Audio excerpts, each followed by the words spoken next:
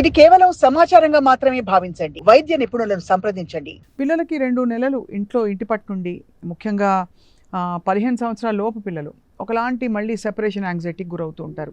స్కూల్కి వెళ్ళి మళ్ళీ హోంవర్క్ రొటీన్లో పడ్డం, వీటికి ఐడియల్ అప్రోచ్ ఏంటి డాక్టర్ షర్మిల? ఐడియల్ అప్రోచ్ ఎప్పుడైనా కానీ మనం ఏదైనా యాంటిసిపేట్ చేస్తున్నప్పుడు జస్ట్ స్లోలీ ప్రిపేర్ దెమ్. ఈ చైల్డ్ ఈస్ డిఫరెంట్.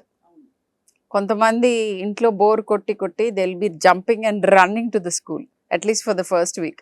ఆ హోంవర్క్స్ తెచ్చిన ఎత్తుమే పడేసే వరకు వెళ్ళిపోతామని they will be raring to go. So కొంతమంది ఏంటంటే they just don't want to go. They don't want routines, they don't want that fixed things.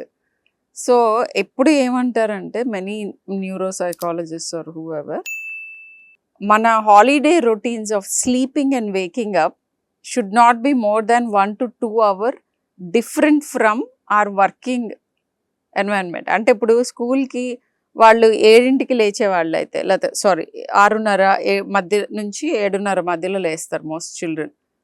So వాళ్ళని 6:30కి లేచే వాళ్ళని 12 వరకు నిద్రపోనిచ్చి సడన్గా మళ్ళీ 6:30 చేస్తే ఎవరికైనా ఏడుపు వస్తుంది. అలాగే మేల్కోవడం కూడా కదా రాత్రి. సో అది ఆ రాత్రి మూలనే పగలు షిఫ్ట్ అవుతుంది.